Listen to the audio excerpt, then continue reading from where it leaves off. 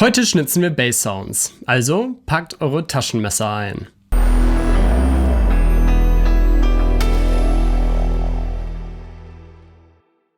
Sounds Like ist die Videoserie auf meinem Kanal, wo ich euch zeige, wie ihr die Sounds der Großen nachmachen könnt. Ich zeige euch die Sounddesign-Techniken, die hinter den Songs stecken. Wenn ihr einen Track nachgemacht haben wollt, schreibt eure Wünsche einfach unten in die Kommentare, so wie es der Kollege hier gemacht hat. In der Folge schauen wir uns also die Bass Sounds aus Brethrens Flickknife an. Meine Kopie klingt so.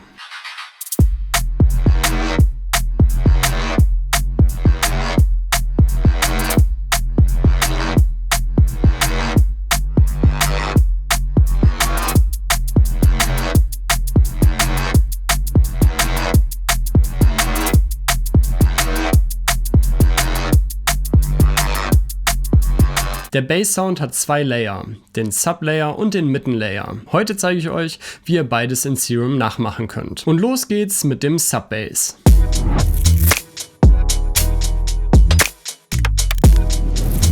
Der Subbass spielt in einem Viertelrhythmus und gibt dem ganzen Track diesen staccato-artigen Charakter.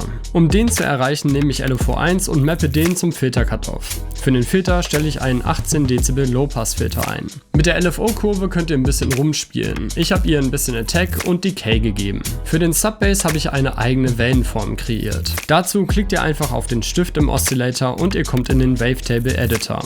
Die erste Harmonie gibt euch eine Sinuswelle. Von da aus könnt ihr die dritte, vierte, fünfte und sechste noch etwas dazu mischen. Auch hier müsst ihr immer ein bisschen rumspielen, um eurem Sound den Charakter zu geben, den ihr erreichen wollt. Jetzt kopiere ich die Settings von Oszillator 1 zu Oszillator 2 rüber. Das könnt ihr einfach im Menü machen, und zwar unter dem Punkt Copy OSC A to B. Für ein bisschen Stereo im Low-End gebe ich dem zweiten Oszillator 3 Voices und nehme das Detuning etwas zurück. Mit dem Level-Button mixe ich den Layer nur ein bisschen dazu. Im Effects-Tab bekommt der Sound etwas Soft-Clip-Distortion und mit Abletons Overdrive noch etwas Charakter in den unteren Mitten.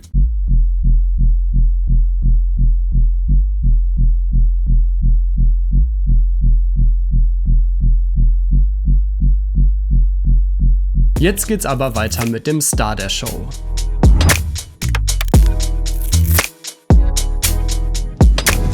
Der Mittenlayer klingt sehr sirenenmäßig. Um das nachzubauen, nehme ich LFO 1 und mappe ihn zum Feintuning und zur Wavetable Position von Oszillator 2. Mit einer Square Wave Shape im LFO werden die Werte immer im Wechsel gespielt.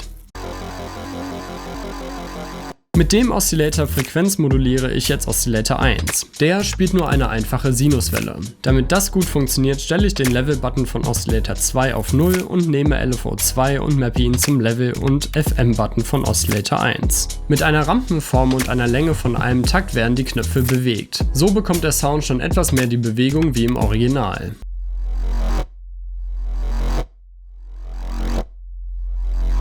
Ich habe den Charakter vom Sound mit einem Comp-Filter noch weiter bearbeitet. Im Effects-Tab blase ich den Sound jetzt mit einer Tube Distortion auf. Mit Chorus, Delay und einem weiteren Comp-Filter wird der Sound im Stereofeld etwas interessanter. Den Mix vom Filter und vom Delay steuere ich ebenfalls mit Oszillator 2.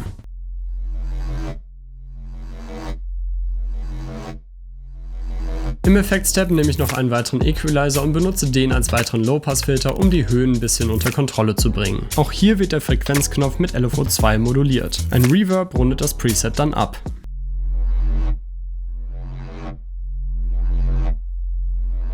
Jetzt nehme ich Trash 2 im Multiband-Modus, um nur die Höhen weiter zu verzerren. Ihr könnt aber eine Multiband-Distortion eurer Wahl nehmen. FabFilter Saturn bietet sich an, oder ihr baut aber mit einem Ableton Effects Rack eure eigene Multiband-Distortion.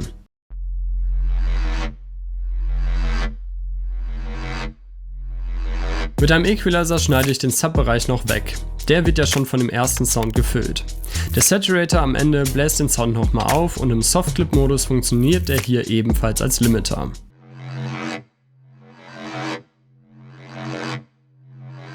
Wenn ihr mit dem Sound weiter rumspielen wollt, dann versucht in LFO 2 die Bewegung zu ändern. Oder aber ihr ändert die Wavetable Position von Oszillator 2. Ihr könnt aber natürlich auch ganz andere Wavetables für Oszillator 2 benutzen und gucken, was für Ergebnisse ihr bekommt. Wenn ihr zwei verschiedene Bass Sounds habt, könnt ihr die mit ein bisschen Compression und ein bisschen Reverb auf einer Gruppe noch verschmelzen. Bei welchem Sound habt ihr euch schon immer gefragt, wie ihr den nachmachen könnt? Schreibt das doch mal unten in die Kommentare. Hier unten verlinke ich euch noch mein letztes Video der Serie. Da zeige ich euch, wie ihr die Bass Sounds aus Monroe's Out of Time nachmachen könnt. Wenn ihr Fragen habt, schreibt sie unten in die Kommentare und ich beantworte sie so gut es geht.